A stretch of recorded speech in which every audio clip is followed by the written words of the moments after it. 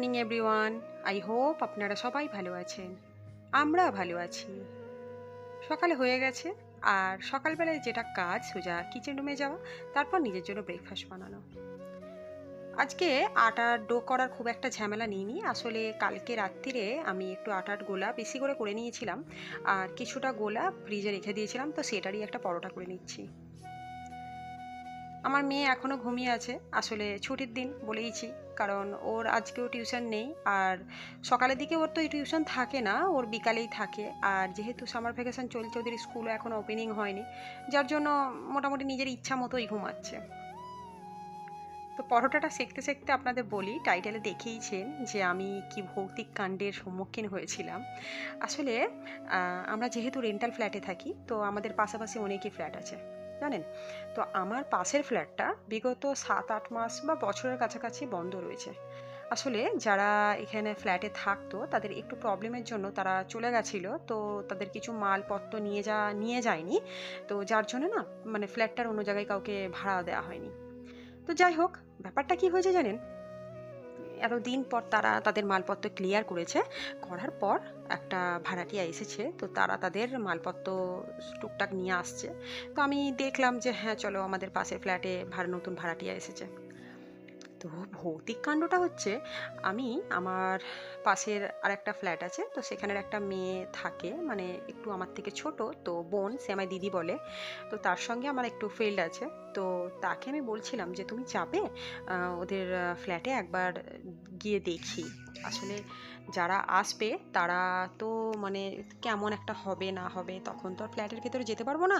তো একবার চলো না, গিয়ে ভেতরে দেখি। তো ও একদম রাজি হচ্ছিল না। ও বলে না না, আমি যাব না, আমার ঠিক কেমন একটা লাগছে। আমি বলি না না, সেরম কোনো ব্যাপার নয়, চলো না, গিয়ে দেখেই আসি।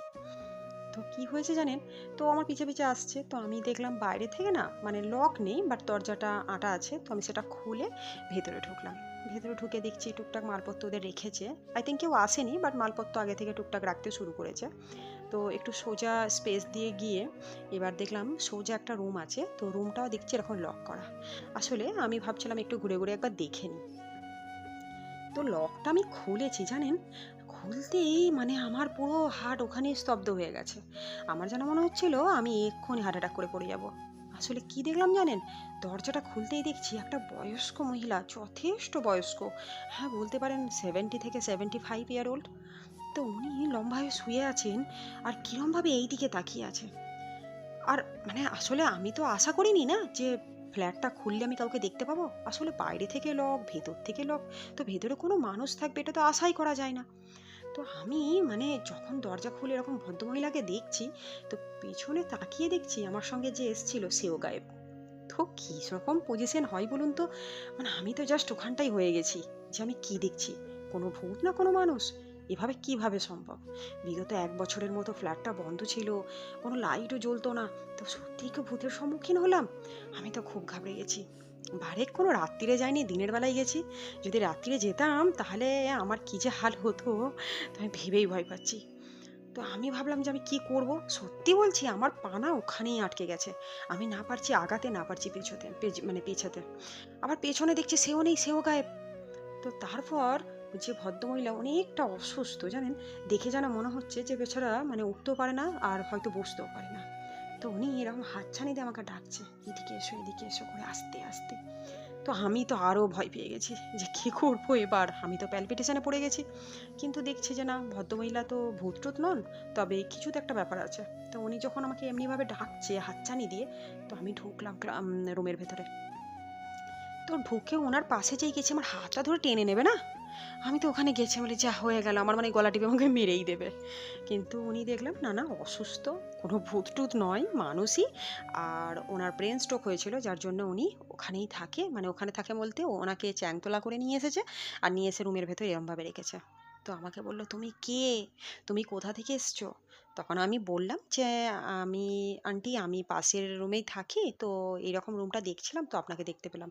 তো আপনি এভাবে শুয়ে আছেন, কি ব্যাপার। তখন কাঁদছে বয়স্ক মহিলাটা জানেন, কাঁদতে কাঁদতে বলছে কি করব, অনেক ডক্টর দেখানো হচ্ছে, অনেক কষ্ট করছি, কিন্তু আমি ভালো হচ্ছি না, তো এই শুয়ে আছি আর কি করব। তো আমি বললাম আচ্ছা ঠিক আছে, আপনি রেস্ট নিন, আমি আসছি। বলে আসবি তো মা আবার, আমি বললাম হ্যাঁ হ্যাঁ আসবো। তো ওখান থেকে বেরিয়ে গেলাম। তারপর ওখান থেকে বেরিয়ে একটু আমার দিকে এসেছি মানে নিঃশ্বাস নিচ্ছি জোরে। তো ওনারই একটা নাতনি, সে বলল যে আপনি ঢুকেছিলেন? আমি বললাম হ্যাঁ ঢুকেছিলাম। আচ্ছা কিছু না মনে করলে একটা কথা জিজ্ঞাসা করতে পারি? বললো হ্যাঁ বলুন। আমি বললাম যে আচ্ছা ভেতরে একটা ভদ্রমহিলা ছিলেন বয়স্ক, তো উনি কে? বললো উনি আমার দিদা। তো ওনার আসলে 3-4 বার ব্রেন স্ট্রোক হয়েছে, উনি জাস্ট বেঁচেই আছেন কিন্তু কোনো কার্য প্রতিক্রিয়া নেই। বললাম, আচ্ছা বুঝলাম। তো মানে কি বলবো, আমার লাইফের একটা এক্সপিরিয়েন্স। আসলে ভূত ভাবি যে দেখবো, কিন্তু আমি ভাবছিলাম যে আজকে ভূত নয়, বাট মানুষ দেখেই যদি আমার এই হাল হয় তাহলে যদি ভূত দেখতাম তাহলে কি হতো। তো নিজে যখন ভাবছি তখনই একটু হাসি পাচ্ছে। তো আপনাদের সঙ্গে কথাটা শেয়ার করতে করতে আমার ঘরের প্রায় কাজ কমপ্লিট করে নিয়েছি। আবার আমার মা মাছ পাঠিয়েছিল, তার দেশি কই রান্না করেছি মায়ের স্টাইলের, তার সঙ্গে জামা কাপড় কাচলাম, ঘর ক্লিন করলাম, সবই হয়ে গেছে। আর জামা কাপড় মেলে দিচ্ছি। তো আমার ভিডিওটা আজকে একটু ছোট। তো যাই হোক, আমি বিদায় নিচ্ছি। আপনাদের সঙ্গে দেখা হবে আমার আবারও নেক্সট ব্লগে। ততক্ষণের জন্য বাই বাই, থ্যাংক ইউ। আর আমার পাশে থাকবেন, আমার চ্যানেলকে সাবস্ক্রাইব করবেন, আর পাশে থাকা বেল আইকনটি প্রেস করবেন। আর প্লিজ ভিডিওতে একটা লাইক করতে একদম ভুলবেন না, কারণ আপনাদের একটা লাইক আমার কাছে অনেক মূল্যবান।